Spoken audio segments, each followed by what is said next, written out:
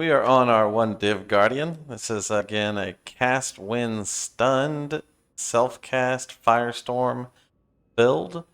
We're going to go ahead and do a T17 run on it. This one is phase damage reduction, doesn't matter. Frenzy charges and endurance charges from bosses are annoying, and grasping vines is always annoying.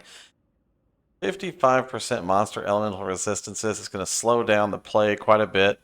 And Bloodstained Saw Blades can get a little sketchy, but all in all, we should be fine on this one. But isn't that what we always say? Right up until we're not fine. Okay. Clear on this guy is pretty solid. You're just going to cast Firestorm of Pelting, and things are going to die, and then you're going to loot their corpses. Your cast when stun stuff is also Firestorm and Detonate Dead, as well as Desecrate. So you have a lot of extra damage just to get your clear going in the right direction.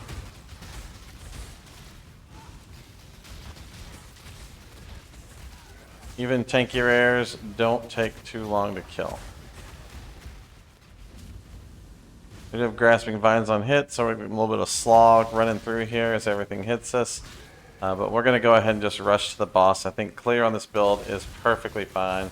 And you'll see a lot of it as we just kill things on the way over to the boss here.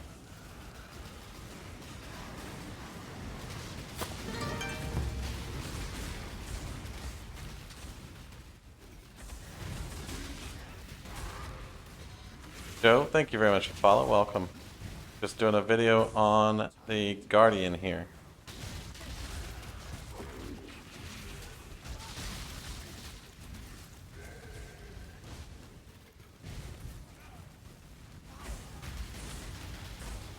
And don't forget you do have a cooldown via the focus button here, which gives you 36% increased cast speed that you can utilize to kill larger targets, priority targets. Outside of that, just keep it on cooldown to do extra damage on bosses, things like that. Your Summon Sentinel of Radiance is also a 20k shield. So think of it like a guard skill. You hit it and you get a 20k shield that absorbs 20% of the damage you take. Very, very strong cooldown. And he has available 100% of the time. You don't even have to wait for the cooldown on him.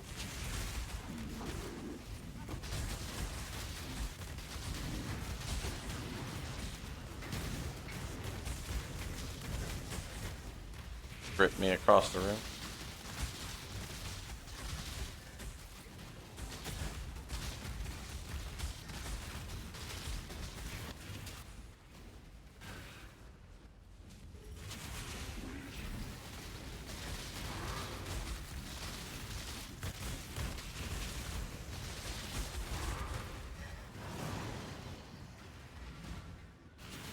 No, not the boss. I thought this was the boss. It tricked me.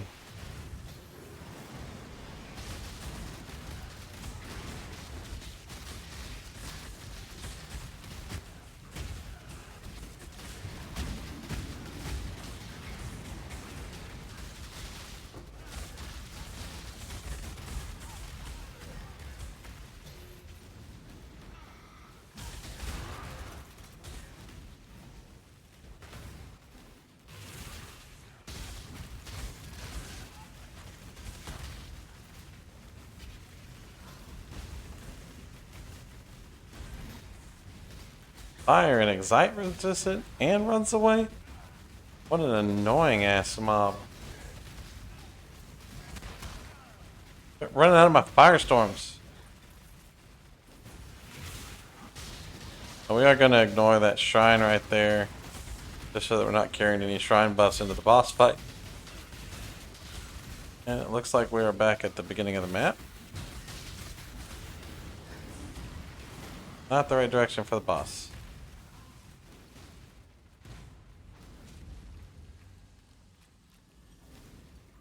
As you can see, clear is solid.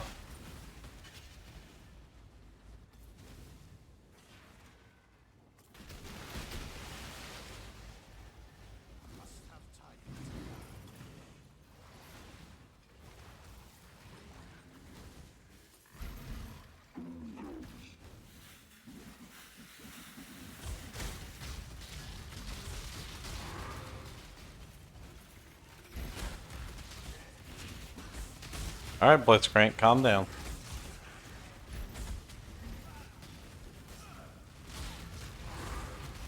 Now we got a boss. A fortress boss. This is no real extra damage from the boss, so we should be able to just face tank everything, which means we're going to spend the majority of our time just slamming him with firestorms. The bloodstained blades should be fine, and as you can see, our damage on the boss is pretty solid. Again, this is against a 92% elemental resistance target, so against targets with lower elemental resistance or less defenses, you will do more damage, but even on a 1 div budget, we have great damage versus the boss.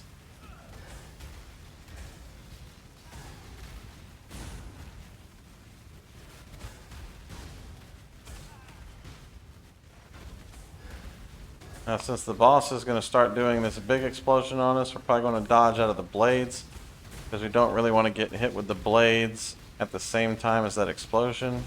Something like that, which we did. Because we're grasping vines and boss debuffed into nothingness. Don't forget to keep your sentinel summoned out so that you have the extra damage reduction. Okay, we're going to go ahead and start dodging some of these lasers so that we don't have this debuff on us the entire time we're fighting this boss. It's not really necessary, but it is going to save us on some time here.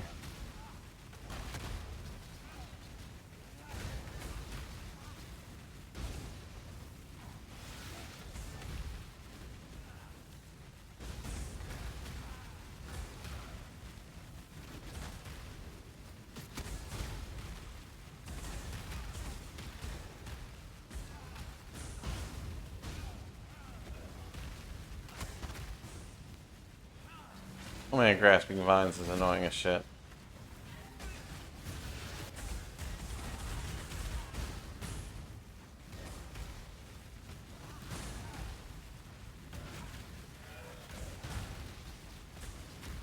The less hits you take, the less magnetic storm you have.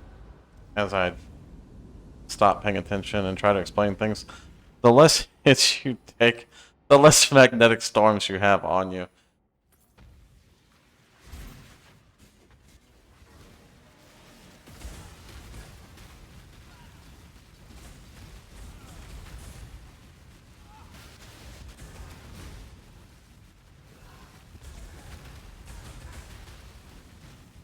With grasping vines, it makes it a little difficult to accomplish anything on this fight.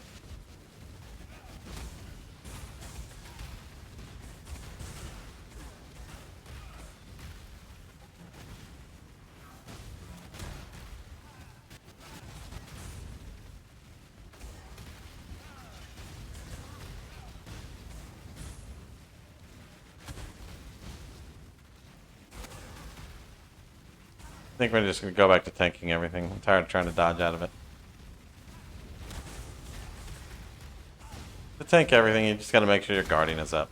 Not complicated.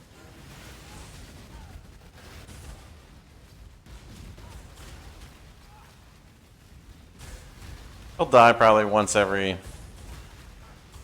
5 or 6 seconds, just to miscellaneous things.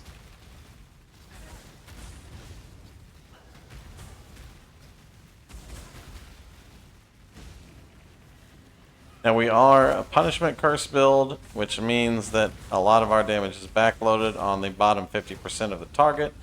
So as soon as this guy hits 50%, he'll start taking significantly more damage.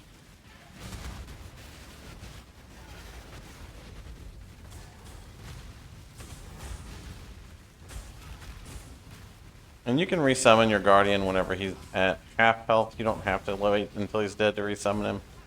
So if you want to be cautious, you can just go ahead and resummon him early.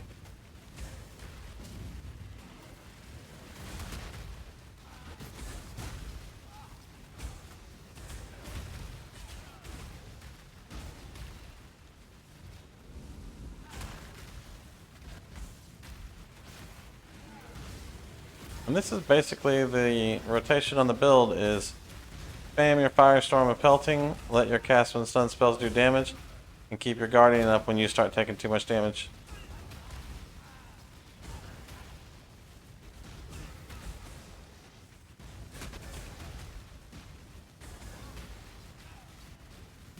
You can pay attention to whether your Guardian is live by watching him up here, as opposed to trying to physically look for him on the map.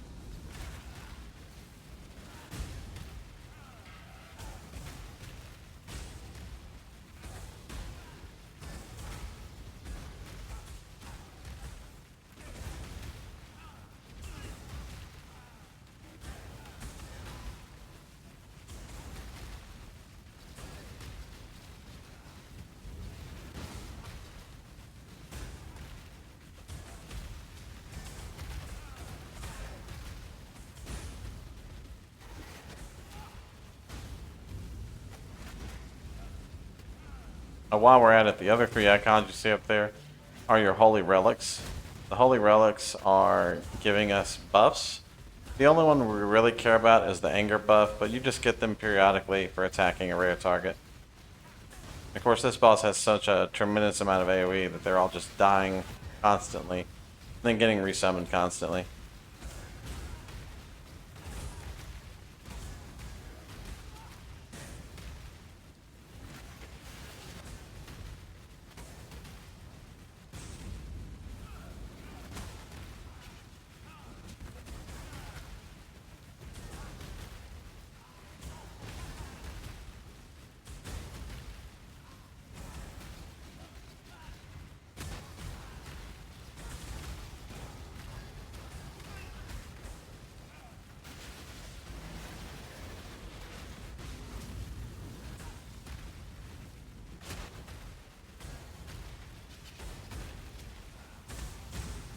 We do have coal on our flame dash, so when boss hits 10%, you can dash in and coal him and end the fight. So, 1-div Guardian, T17. Very nice, very straightforward.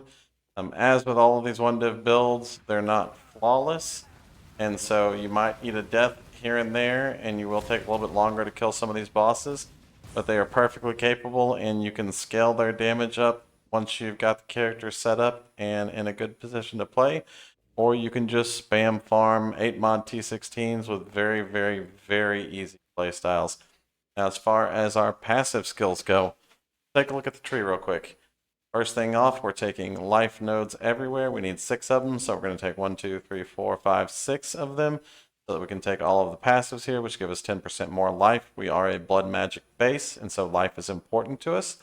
We're also taking a strength wheel down here because we are taking iron grip, and so that buffs both our spell damage and our life.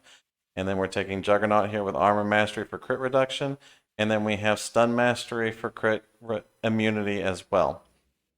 On this stun mastery tree, we're also picking up stun and block recovery, as well as the ability to regenerate 5% of our life over 1 second when stunned, which is a great form of recovery for us because we are always stunned. And then we're also taking Hardy down here, which both increases our life regeneration and our life regeneration rate, which scales very, very well with Trial of the Faith. For damage, we're taking Righteous Army, Spiritual Aid, and Redemption here, and scaling minion damage through Spiritual Aid. We're also taking Divine Judgment with Inversion on Elemental Mastery, and we're taking Retribution, Light of Divinity, and Holy Dominion. For blocking, we are taking Shield Mastery here, as well as the nodes of Sanctuary, Soul of Steel, and Nomadic Teachings for resistances. We are getting Corrupted Blood Immunity from Protection Mastery, so we don't have to carry it on a jewel. And we do have a few stat requirements that we weren't able to meet on our gear at our level, so we do have some nodes here that we've taken to meet the stat requirements on our items. For jewels, we've just got a generic stat jewel with some life on it and a little bit of block on it. We do have Crimson Jewel here for Immutable Force, and we do have Blood Notch down here. Both of these are literally the cheapest ones that were on the market. I think I paid 10 Chaos for this one and 15 Chaos for this one. So they are not very good examples of what you can put in these slots, but they are good enough to get this build running and keep the budget where it is. For our Ascendancy, we're taking Time of Need, which is just more recovery and removal of curses and ailments. We're taking Radiant Crusade so that we have that energy shield or that damage reduction shield from the Sentinel. And we're taking Unwavering Crusade so that we have the extra damage from the Anger Aura Holy Relic. We also have Bastion of Hope here so that we have 25% chance to block spell damage since we've cast recently. We're not attacking recently, but that's okay because we have our attack cap blocked automatically at default. So we don't have to worry too much about that. So just the extra spell block is nice to have. Now, as far as items go, we are running a Elemental Overload Scepter. You can pick them up for about 5 to 15 chaos, and then you can slam a couple of 2 to 4 chaos essences in it, which give you cast speed, and you're just going to hit it once or twice until you get something decent and then craft on something useful on the other side of it. For our helm, we are using a Elder Helm that has Immolate and Concentrated Effect on it. Those are the only two mods that we care about, and so when you're searching for this helm, it is very straightforward. You're just going to come over here. You're going to search Helms, and you're going to want Concentrated Effect of your sockets. And you're going to want Immolate on your sockets. And then hit search. 9 chaos, 10 chaos, 10 chaos. I mean, there's a ton of them. If you want to get one that has better stats, you're welcome to. But for the sake of budget, we just took the cheapest one that was available. And so you can do the same thing on your character. For our shield, we just simply bought a Shaper Shield, alt slammed, recover 5% life when you block into it, and then bench crafted on chance to block. If you get other good stuff on there, that's also nice. For our amulet, we are using a Carnage Heart, and we are anointing Testudo to make sure that our attack block is capped. We are running a Valerium Moonstone Ring because we need that to make sure that we're stunned on every hit. We're running Polaric Devastation so that we can cover enemies in ash whenever we ignite them, which is all the time. It also gives us some additional elemental damage as well as some additional critical strike chance so we can empower the overload on our scepter here. Kaom's Heart for our chest. Some generic life and resistance gloves that had an open suffix, so we crafted cast speed while focused on it. A generic life and resistance belt. You can pick up both of these for like 5 to 10 chaos, and some windscreen boots for another 5 to 10 chaos here. For our flasks, we're running ruby, amethyst, jade, granite, and silver. The silver flask, we have reduced effect of curses on it, which was a nice roll, but really we just are rolling for charges when you're hit by an enemy. So alt roll your flasks until you get charges when you're hit by an enemy, and then hopefully you get some good stuff. We've got armor and evasion on here. We got reduced effect of curses. The block and stun recovery is actually not too bad for us. And then reduced effect of shock doesn't do anything because we are running Tempest Shield. Now for our auras, Tempest Shield and Eternal Blessing bound into Determination are what we use for auras. We're using Culling Strike bound to Flame Dash, so we have a call and movement skill. We're using Intensify, Fire Penetration, Spell Echo support bound to Firestorm and Pelting here. I didn't have a level 20 Fire Penetration, so I just used a level 1 Awaken. It's the exact same benefit to you. It's 35% either way. On our boots, we are running Cast When Stunned on Wave of Conviction for fire exposure, punishment, and Desecrate to power our Detonate Dead over here.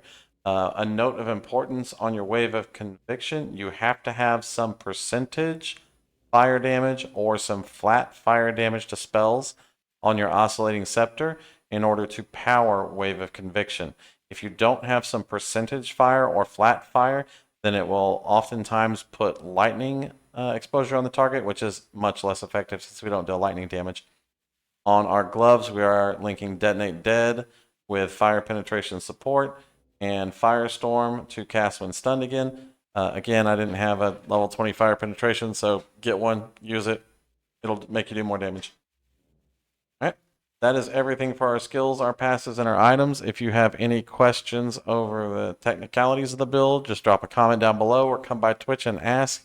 A lot of times it's much easier to explain in person, but if you want to give the build a shot, have fun with it. Thank you very much for watching, and this is number 8 in our 1 div to T17 bossing build run. So everything is going very well, and I think we are doing...